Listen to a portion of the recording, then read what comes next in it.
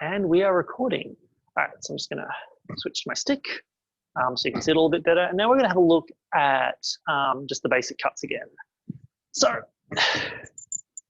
I'll just move out to the hall. And when you're doing your basic cuts, there are 7, potentially 8 basic cuts, although the 8th cut we don't really talk about. Mostly because it's not actually in very many British systems, it's mostly a continental thing. But the 7 basic cuts you have are cut 1, cut 2, cut 3, cut 4, cut 5, cut 6, and cut 7. And this was trained with posters that actually had like a target on them, and you'd actually trace on the target. And I think there's a few of those uploaded into the Old Sword Club group on Facebook. So if you're on Facebook, just do a search for groups, the Old Sword Club, and join our group. Right. So let's look at those cuts in more detail. So I'll get you to form your medium guard. To do that, all you do is bend both your arms at 90 degrees. Start with your feet in an L. Let's move back a little bit to make sure you can see my feet. Start with your feet in an L with your arms at 90 degrees. You want your sword tip to be pointed at roughly your opponent's throat or maybe their face, so that if you say extend, you can stab your opponent right in the face. Conversely, if you want to chop them in the arm, you can just chop straight out. You don't need to move your tip up to chop them, and you don't need to move your tip down to thrust them, because you want to be able to do each equally. And then to form your stance, you bend your knees till they're roughly, comfortable bend, and move them to about 2 of your foot widths apart. That's basically like the length of your own feet, because how far each person should stand really depends on sort of their height and their dimensions. And this will give us a nice kind of comfortable medium guard. The sword is right in the middle, right on the center line. So the point of the medium guard is let them move very, very quickly to any position. I can cut any cut very quickly. I've got a lot of versatility, which makes it a pretty good guard defense out of it. But it's also a really, really good guard to teach from. This is my basic guard because it makes my life as a teacher a lot easier. Right, so let's look at our. So first cut, I want you to extend your sword out. So it's 45 degrees. Pointing away from the sword side, and then just drop down till your sword comes to roughly about the height of maybe your knee, maybe your hip. And I want you to bring your sword around, so it's 45 degrees the other way. So this way, this time pointing, pointing away from your body or pointing out that way, and drop it down again. So it goes, down, nice 45 degrees. And I want you to turn your hand over and bring your sword back up along the same line. This is cut 3. But we turn our hand over, bring our tip round, and come basically back up the same line we did for cut number 1 to do cut number 4. We turn our hand over, so it's flat, palms facing up, sword pointing out, sword pointing out away from our sword side, and cut all the way across our body horizontally. We turn our hand over, so our palms facing down, swords pointing off away from our non-sword side, and cut straight across. Finally, we turn our hand over, we bring our sword up, and drop it straight down vertically. This is cut number 7. So those are the basic cuts. So to learn those, we're just going to go through 1A. This is just moving our sword in all those angles. They're not true cuts. And this is actually more of a an exercise to loosen up the wrist and build some some nimbleness and some mobility in the wrist. So we're going to start off, extend to position for cut number 1, and go down 1, 2, and over 3, and back 4, and over 5, and over 6, and all the way up and down for 7, and back to guard. All right, so let's do that, and let's see if we can get it just a bit smoother. So extend and 1, 2, 3, 4, 5, 6, 7, and back to guard. And extend again. 1, 2, 3, 4, 5, 6, 7, and back to guard. I'll go through. I might just go a little bit slower for you. Just some people are still kind of following along. So extend out. And 1, 2, 3, 4, 5, 6, 7. Back to guard. And let's go one more. 1, 2, 3, 4, 5, 6, 7. Doing this, one of your goals should be to try and keep your elbow as still as possible and your arm as straight as possible. Like, I know it's natural, especially on like cut 3, to sort of bend your elbow to get the angle. And also cut 3, you can even lift your shoulder. You can pop your shoulder to try and get your tip all the way around if you really struggle with that. But long term, your goal should be to do it with just a straight arm, you know, bending entirely from the wrist, because this is a wrist mobility exercise. So but let's move on from wrist mobility exercise and make it a little bit more complicated. So now what we're going to do is we're just going to go back to guard between each cut. So I'm going to extend out for cut 1, do cut 1, and back to guard. Extend out for cut 2, cut along the angle of cut 2, and come back to guard. Extend out for cut 3, do cut 3, and come back to guard. Extend out to cut 4, do cut 4, and come back to guard. Extend out for cut 5, and come back to guard. Extend out for cut 6, do cut 6, and come back to guard. Extend out for cut 7, do cut 7, and come back to guard. Let's do that, and we'll do it a little bit more fluently. So all you're doing is extending out to the cut angle, cutting down, and coming back to guard. So I'm just going to count that along. So 1, 2, 3, 4, 5, 6, 7. Right. Let's do that again, just keep more practicing. So 1, 2, 3, 4, 5, 6. And let's just do it a few times more, just, you know, because this is one of those things you can never. 1, 2, 3, 4, 5, 6, 7. And again, 1, 2, 3, 4, 5, 6, 7. If it helps with understanding the timing of your cut, so let's try and refine that a bit. When you're cutting, don't think of cutting with your arm like you're moving your hand in an arc. Think of punching. So when I cut, you're doing cut 1. Yeah. Or cut 2, cut 3, cut 4, cut 5, cut 6, cut 7. And for the most part, I'm just punching my hand out and whipping my sword. This is important for multiple reasons. One is that it's, you know, it's a way of generating power with a quick cut. These are quick very choppy cuts. You know, I'm just chopping like I chop wood with a machete, or, you know, chop a particularly particularly resistant watermelon. I'm a vegetarian, so I was going to say chop meat, but I'm like, I don't ever chop meat. So, yeah, just imagine a very, very tough watermelon, I guess. Yeah, chop. These are quick, choppy cuts, and that was something a lot of commentators said about the British fencing, is that British fencers tend to do these kind of choppy cuts as opposed to the big whipping Mornays favoured by the Continentals, or the sort of really, you know, big kind of body-led, body weight cuts done in the Middle East or India. So I think chop, or alternatively, think my preferred method is punch and whip.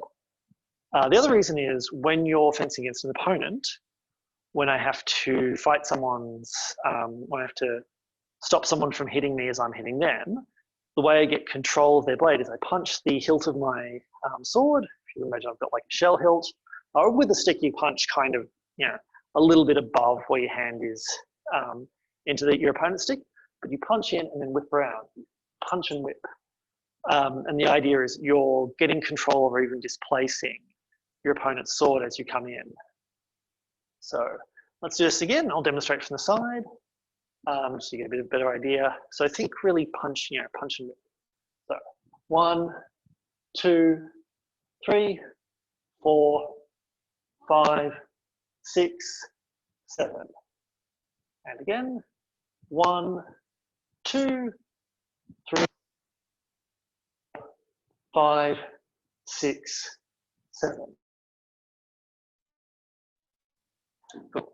So now that we've done cuts standing, let's make it a little bit more complicated again. We're going to do them on the lunge.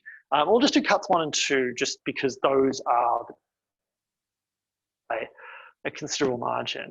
I think in terms of cuts I throw 1s and 2s a lot. I throw a lot of number 4s as a riposte, and a lot of high 6s as a riposte, and that's about, but it's mainly cuts 1 and 2. So just coming to this side of the room and coming on guard. Just doing cut number 1. I extend, get my sword all the way out. I want my sword out in front of me is basically to protect me. If my sword's out, there's a tangible threat out there that my opponent has to respond to. But I can also use that, how I was talking about punching into my opponent's sword before, I can use that to cover myself. I punch out when I've got to come to extension or extended, kick my foot out. So I'm up on, my foot's come forward, I'm up on my heel, and then I lunge by driving with my back foot, rolling onto my front foot. And when my front toes hit the ground, that's when I'm at full extension. So bang, straight in like that. And most of my power is actually coming from throwing my body forward from my hips. I'm not really slashing with cutting with my arm that much when I'm lunging. So I hit, my sword drift all the way through. This is, it's a combative art. So I need to cut through my target. It's not just tap them. I need to slash through them.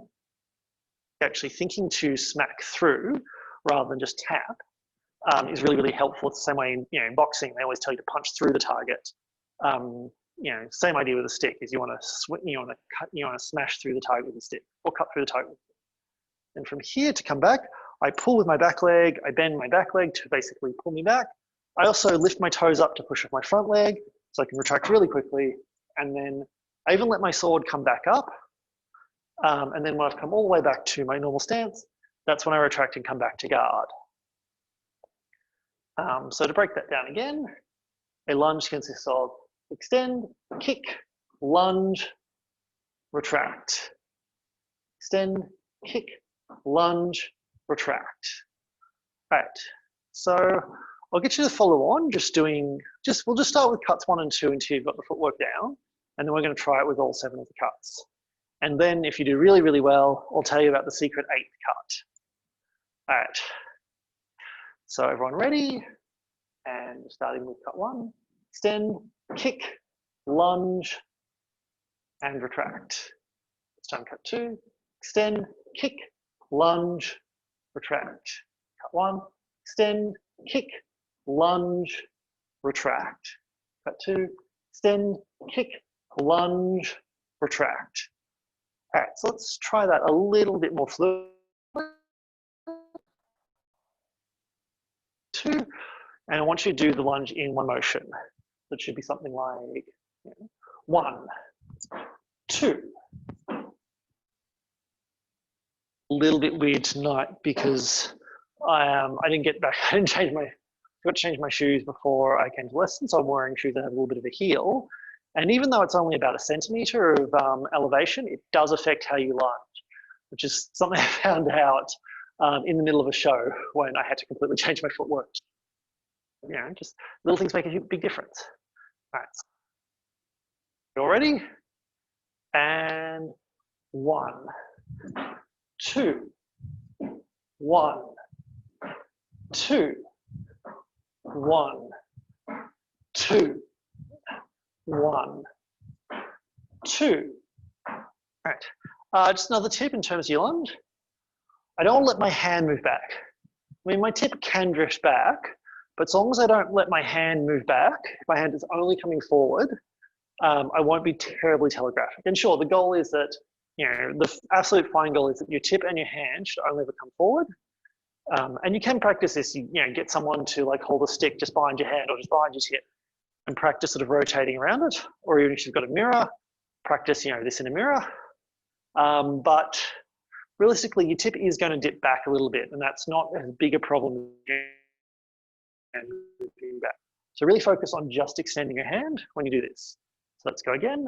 1, 2, 1, 2, 1, 2, 1, 2, 1, 2, 1, 2, back to guard.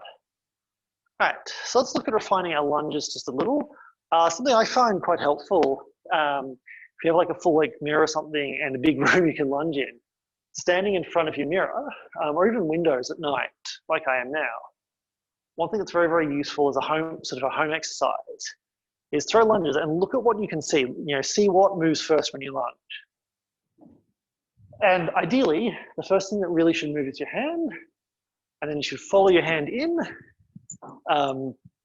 you know, when you do your lunge.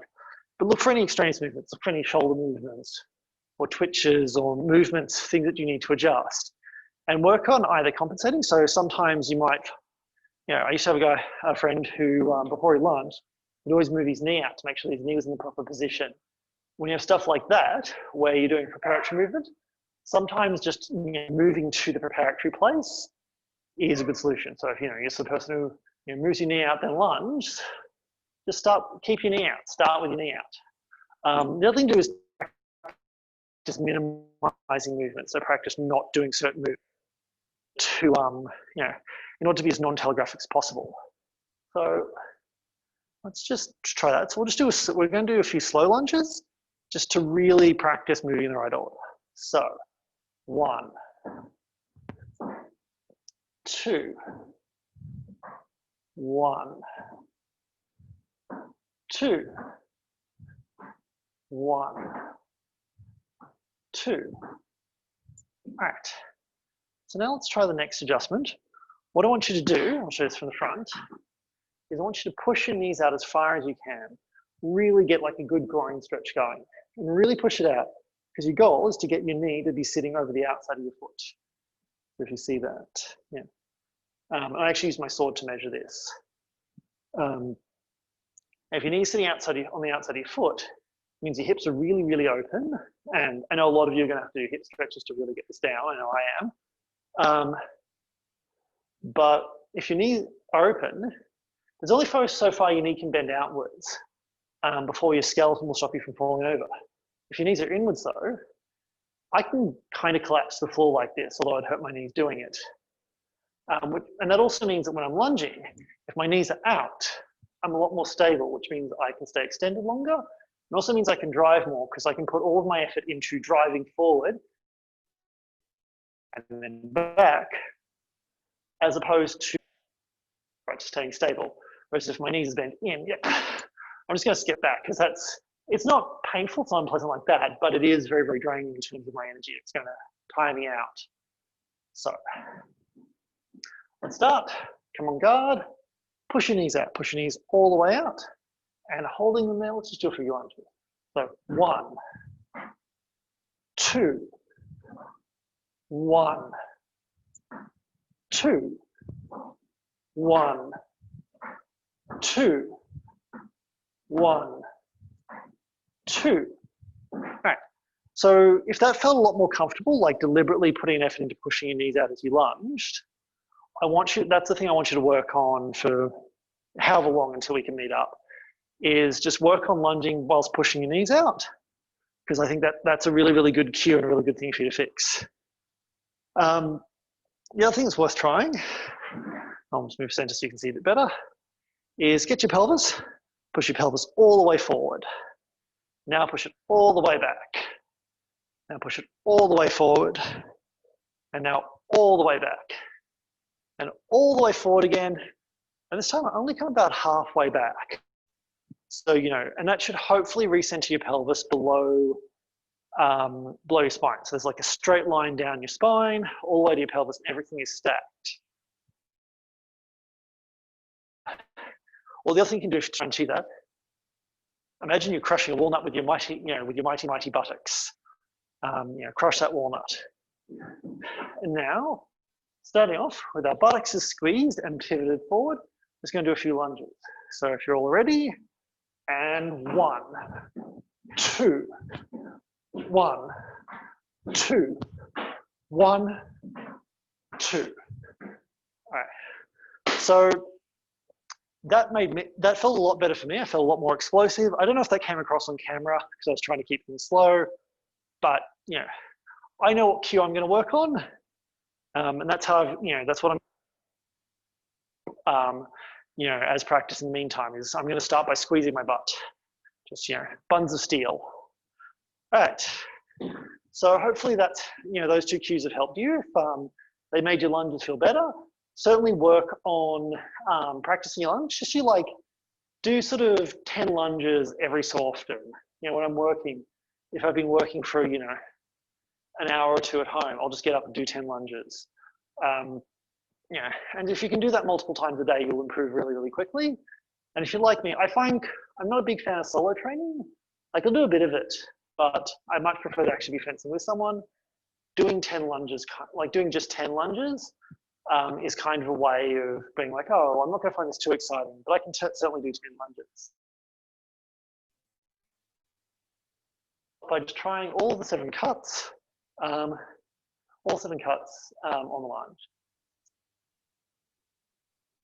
1, 2, 3, 4, 5, 6, 7, and again, 1, 2, 3, 4, 5, 6, 7. And once more for luck. 1, 2, 3, 4, 5, 6, 7. All right, cool. So that's that's the 7 cuts. And I promised you an 8th cut.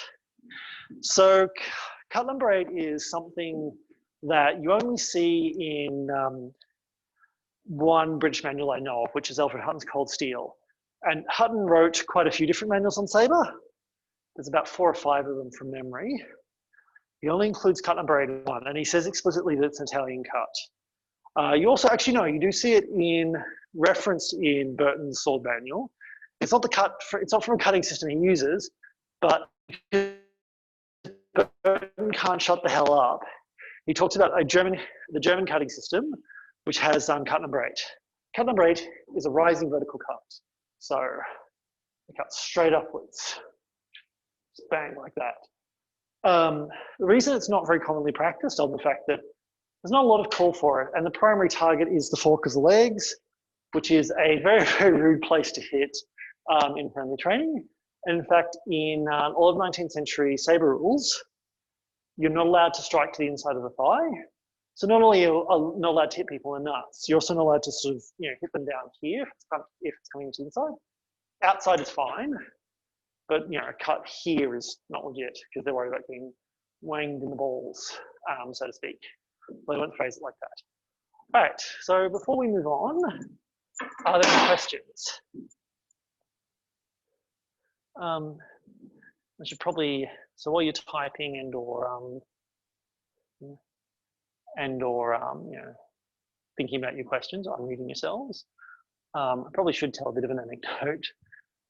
So one thing actually, like 19th century fencing rules are really, really interesting. You can sort of see the origins of modern Olympic fencing rules in them, where they start off as fairly simple, straightforward. It's like, if there's a double hit, the person who lunged gets the point. Fair enough.